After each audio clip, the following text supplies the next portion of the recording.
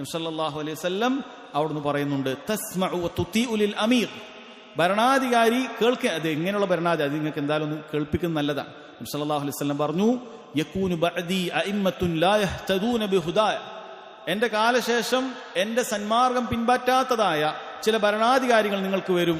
വലാ യസ്തന്നൂന ബിസുന്നതി, എന്റെ സുന്നത്തൊന്നും അവർ പിൻപറ്റുകയില്ല. വസയഖൂമു ഫീഹിം റിജാലുൻ, ചില ആളുകൾ നിങ്ങൾക്ക് മേൽ നിലകൊള്ളും. ഖുലൂബുഹും ഖുലൂബു ശയാത്തീന ഫീ ജുസ്മാനി ഇൻസ്, മനുഷ്യക്കോലത്തിലുള്ള പിശാചുക്കളായിരിക്കും. അങ്ങനെയുള്ള ചില ഭരണാധികാരികൾ നിങ്ങൾക്ക് ഭരണാധികാരികളായിട്ടുണ്ടാകുമെന്ന് പറഞ്ഞു. സ്വഹാബികളോട് ചോദിച്ചു, കൈഫ അസ്നഉ യാ റസൂലല്ലാഹ് ഇൻ അദ്റക്തു ദാലിക്, ഇങ്ങനെയുള്ളൊരു ഭരണാധികാരിയെ കിട്ടിക്കഴിഞ്ഞാൽ ഞാൻ എന്താണ് ചെയ്യേണ്ടത്?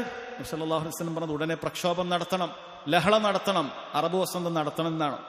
നിങ്ങൾ ചിന്തിക്കണം, എങ്ങനെയുള്ള ഭരണാധികാരിയെ കുറിച്ച് ചോദിച്ചത്?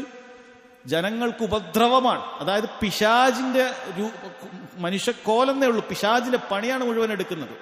ജനങ്ങളെ നിസ്കരിക്കാൻ പ്രയാസപ്പെടുത്തും, ജനങ്ങളെ നോമ്പെടുക്കുക, അങ്ങനെ എല്ലാ കാര്യങ്ങൾക്കും പ്രയാസപ്പെടുത്തുന്ന ബുദ്ധിമുട്ടിക്കുന്ന ഒരു ഭരണാധികാരിയെ നിങ്ങൾ ചിന്തിച്ചു നോക്കുക. അങ്ങനെയുള്ള ആളുകൾ കഴിഞ്ഞു പോയിട്ടുണ്ടല്ലോ. സഹാബികളെ കൊന്ന ഭരണാധികാരികളുണ്ടായിരുന്നു. അങ്ങനെയുള്ള എല്ലാ നിലക്കും മുസ്ലിമീങ്ങൾക്ക് അവരുടെ ഇബാദത്തുകൾക്ക് പ്രയാസമുണ്ടാക്കുന്ന ഒരു ഭരണാധികാരിയെ കുറിച്ചിട്ടാണ് ഈ പറയുന്നത്. അങ്ങനെയുള്ള ഒരു ഭരണാധികാരി ഉണ്ടാകുമ്പോൾ ഞാൻ എന്താണ് ചെയ്യേണ്ടത്? നബി സല്ലല്ലാഹു അലൈഹി വസല്ലം പറയുന്നത്, തസ്മഉ വതുതിഉ ലിൽ അമീർ, നീ കേൾക്കുകയും അനുസരിക്കുകയും വേണം. ഏതുപോലെ? നേരത്തെ പറഞ്ഞതുപോലെ. ഹറാമ് പറഞ്ഞാലും ബാക്കിയെല്ലാം നീ അപ്പോഴും കേൾക്കണം, അനുസരിക്കണം എന്ന് പറഞ്ഞാൽ കേൾക്കുകയും അനുസരിക്കുകയും ചെയ്യണം എന്ന് പറഞ്ഞാൽ എതിരായി നിങ്ങൾ പോകാൻ പാടില്ല. ഭരണാധികാരിയെ എതിർത്തുകൊണ്ട് നിങ്ങൾ ആ നാട് വിട്ടു പോകുക, അല്ലെങ്കിൽ ആ ഭരണാധികാരി എതിർത്തുകൊണ്ട് അയാൾക്കെതിരെ പുറപ്പെടാൻ പാടില്ല.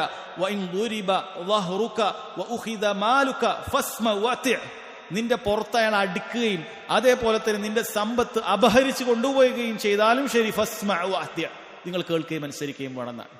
ഇന്നത്തെ ഇസ്ലാമിസ്റ്റുകൾക്ക് ചിലപ്പോൾ അത് ദഹിക്കാൻ സാധിക്കുകയില്ല. നമ്മൾ പൈസ എടുത്തുകൊണ്ടുപോയി നമ്മൾ അടിക്കുകയെ, അവരതൊന്നും ചെയ്യേണ്ട ആവശ്യമില്ല, അതൊന്നും ചെയ്യേണ്ട ആവശ്യമില്ല. ഇല്ലാത്ത കളവുകൾ പറഞ്ഞിട്ട് മുസ്ലിം ഭരണാധികാരികൾ ആക്ഷേപിക്കാനാണ് അവർക്ക് താല്പര്യം. എന്നാൽ നബി സല്ലല്ലാഹു അലൈഹി വസല്ലം പറയുന്നത്, ഇങ്ങനെ ഉള്ള കാര്യമാണെങ്കിലും ശരി, അവർ നിന്നെ ഉപദ്രവിക്കുകയാണ്, അവർ നിന്റെ സമ്പത്ത് എടുത്തുകൊണ്ട് പോയാണ്, അവർ നിന്നെ അടിക്കാൻ ആളെ വിടുക, അവർ പോലീസ് വന്നിട്ട് നമ്മൾ വീട്ടിലൊക്കെ കയറി അടിക്കുന്ന ഭരണാധികാരികൾ ഉണ്ട് എന്ന് വിചാരിക്കുക, എങ്കിലും അവർക്കെതിരെ പുറപ്പെടാൻ പാടില്ല എന്ന് നബി സല്ലല്ലാഹു അലൈഹി വസല്ലം പറയുമ്പോൾ എന്തുമാത്രം അള്ളാഹുവിനെ സ്തുതിക്കേണ്ടിയിരിക്കുന്നു ഇന്നത്തെ മുസ്ലിം ഭരണാധികാരികളെ കുറിച്ചിട്ട്. കാരണം അവർ മുസ്ലിമീങ്ങളെ ആ നിലക്ക് എവിടെയും ഉപദ്രവിക്കുന്നത് നമ്മൾ കാണുന്നില്ല.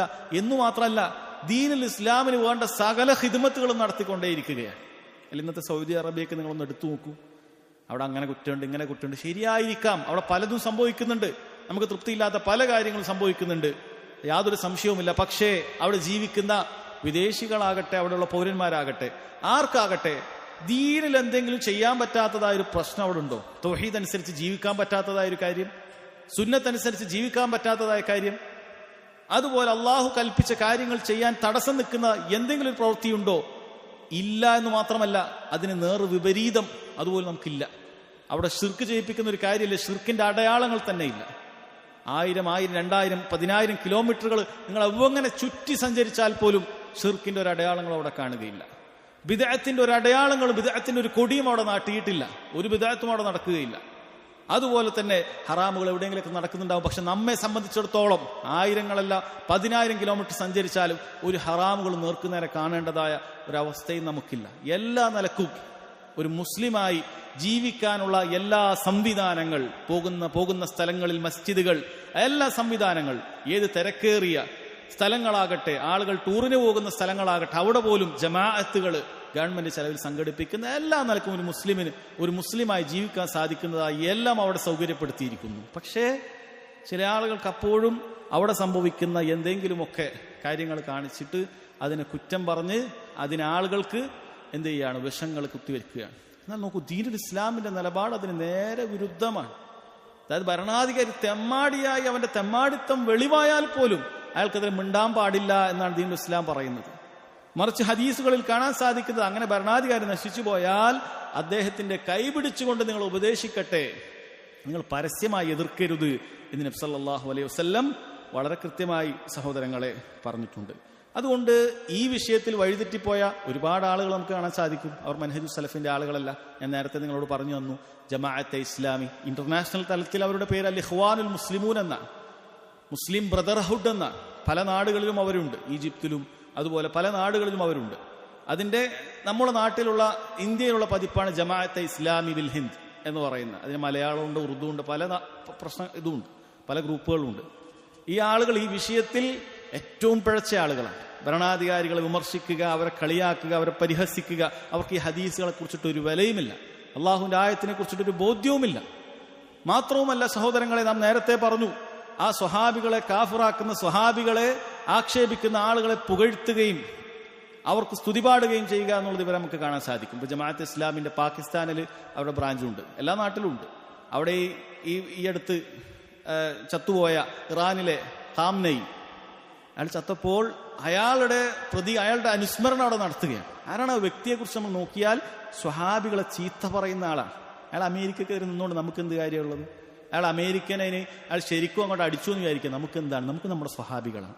നമ്മൾ സ്വഹാബികളെ ചീത്ത പറയുന്നവനെ, കാഫിറാക്കുന്നവനെ, നമ്മുടെ ഉമ്മയെ വ്യഭിചാരിയാണെന്ന് പറയുന്നവനെ നമുക്കൊരു വില ഉണ്ടാവും. നമ്മുടെ നബിയുടെ ഭാര്യമാരെ ചീത്ത പറയുന്നവരെ, വ്യഭിചാരികളാണെന്ന് പറയുന്നവരെ നമുക്ക് അനുസ്മരിക്കാൻ സാധിക്കുമോ? സഹോദരങ്ങളെ, ബുദ്ധിയുള്ള ആളുകൾ ചിന്തിക്കണ്ടേ?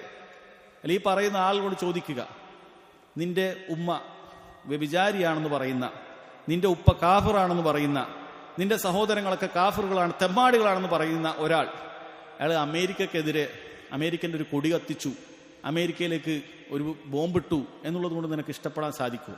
ആ മനുഷ്യൻ മരിച്ചാൽ നിങ്ങൾക്ക് അയാളെ പുകഴ്ത്താനും വാഴ്ത്താനും സാധിക്കുമോ?